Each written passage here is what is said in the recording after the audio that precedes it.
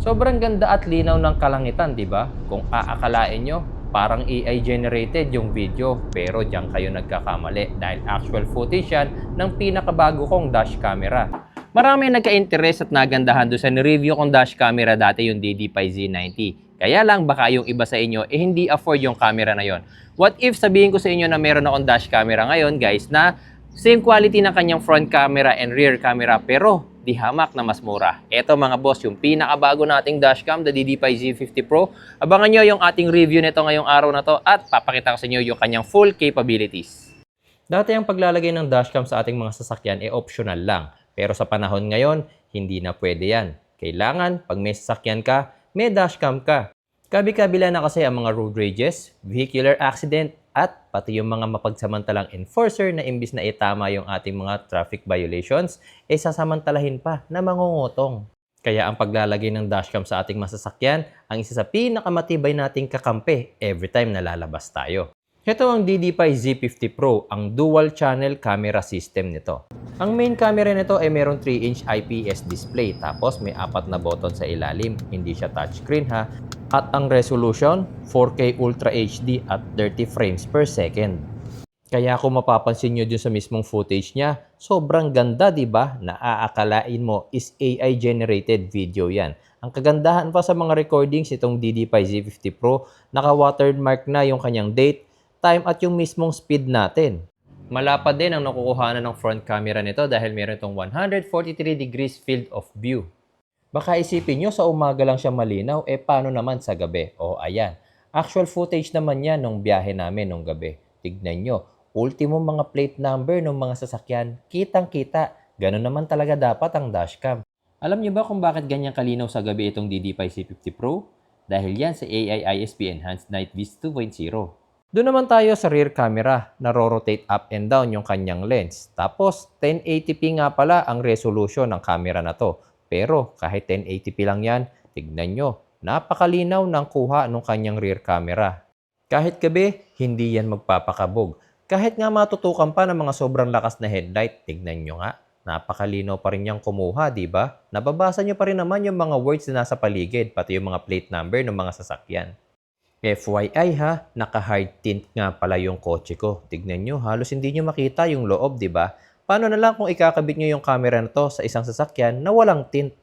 Pag bibili kayo ng dash camera, syempre samahan nyo na ng SD card. 64GB nga pala yung binili ko. Pero pwede nyo itong kabitan up to 512GB. Mas maganda yon, mas mahabang recordan.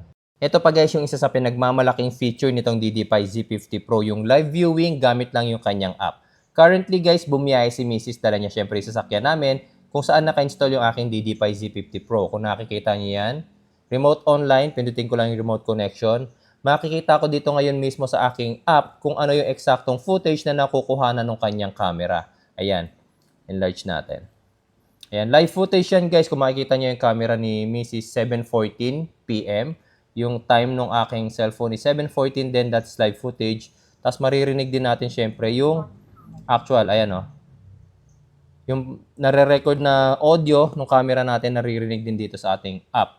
Tapos, hindi lang front, pati rear. Pakita natin. Ayan, yung rear camera ni Mrs. nakikita rin natin, di ba? Another good thing sa feature na to ng DD5 Z50 Pro, meron lang ako papakita sa inyo. Kung nakikita nyo itong icon na to, data natin, para makita nyo kung ano ibig sabihin yan. Ang ibig sabihin yan, hold to talk. So, pwede ko siyang kausapin gamit yung app. Ito lang ha, pakita ko sa inyo. Mami, kamusta ka dyan? Ayan. Medyo traffic, tapos kasabayan mga trucks. Oh, narinig nyo, sumasagot si Mrs. Wait lang ha. Mami, parang nakikita ko congressional ka tapos papunta ka na ng Mindanao Avenue, tama? Oh, di ba? Tama ako, di ba? Ito ay yung eksaktong footage na nakikita ng ating dash camera mga bossing. Malayo ako kay Mrs. kasi bumabiyahe siya. Tapos, ito pa yung isang feature niya. Meron ding GPS tracker and live tracking yung ating dash camera. Makikita niyo yung vehicle location. Pindutin niyo lang yan. Ayun siya, oh. Tama ako, di ba guys? Bumabiyahe siya sa along Congressional Avenue. Tapos malapit na siya sa Mindanao Avenue. Ayan na yung Mindanao Avenue, oh. Pero ang feature na to guys is optional lang ha. Gagana lang kasi to kung bibili nyo yung kanyang add-on na 4G Cloud Box. Another useful feature ng ating DD5 Z50 Pro pati yung kanyang app mga bossing is mamamonitor nyo kung saan pumupunta yung mga trips niya sa lower part na yan. Tapos makikita nyo yung driving record. Pindutin nyo lang yan. So, magbibigay ako sa inyo ng example na biyahe namin kanina. Ito, medyo malayo-layo to. Galing kasi kami ng Pampanga. So, ito, zoom out lang natin. Ayan. Kung nakikita nyo yung blue line na yan, yan yung aming dinaanan. Dito sa baba, yung driving score. Makikita ninyo kung ilang kilometers ang aming tinakbo, ilang oras naming biniyahe, at yung aming average speed. Dito naman makikita nyo yung speed na ginagalaw ng aming sasakyan. Tapos ito, altitude. So, very minor na yan. Pero ito, play natin para makita ninyo. Ayan. So, makikita nyo rito kung ilang speed. Ayun kami habang bumabiyahe sa expressway kanina hanggang sa makarating ng Mabalacat, Pampanga. Isa pa to sa favorite feature ko, yung 24-hour recording. Kahit i-parking ko na yung sasakyan ko sa isang public area at nakapatay na yung makina, tuloy-tuloy lang na nagre-record yung aking mga dashcams. Huwag kayong mag-alala dahil hindi mauubos yung space ng inyong memory card. Kung mapapansin nyo sa video, ang bilis, di ba? Naka-timelapse recording yan. Kaya kahit abutin siya ng 24-hour recording, kayang-kaya niya. Pero ang feature na to mga bossing is add-on lang din. Kailangan nyo kasing bilhin yung kanyang hardware kit. Meron dalawang klaseng hardware kit si DD5. Yung isa, yung fuse type. Medyo mas komplikado ito, pero kailangan marunong yung magkakabit. Pero kung ayaw nyo na mas komplikado, bilhin nyo tong isa, yung OBD type. Plug and play na yan mga bossing, ikakabit lang sa OBD port. Laging tinatanong sa akin ng mga viewers ko, Sir, hindi man nakakalobat yung 24-hour recording. Actually, meron kasing intelligent battery monitoring system yung kanyang hardware kit. Gamit ang app, pwede nyo iset kung ano yung minimum voltage ng inyong baterya. Kapag na-reach niya yon, kusang mamamatay yung ating mga dashcam para hindi naman masacrifice yung ating pag-start ng ating sasakyan. Best settings para sa akin yung 11.6 volts. Kahit meron ng screen yung ating dashcam, best mag-review ng footage dito sa kanyang app. Napakalinaw kasi. Sa app ko na rin ginagawa yung pag-download ng mga footage dahil napakabilis lang ng transfer nito. Meron itong Wi-Fi 6 high-speed transfer.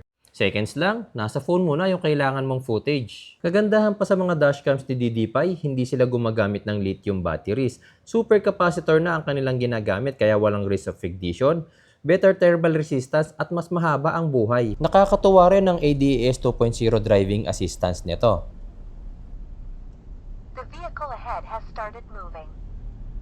So paano? Kung naghahanap ka ng sobrang linaw na camera na may 4K resolution, tapos affordable ang hanap mo, eto na, yung pinakapasok sa budget mo. Yung product link, ilalagay ko na lang sa comment section. Click mo na lang yon para sigurado na original ang mabibili mo. Salamat po sa inyong panonood.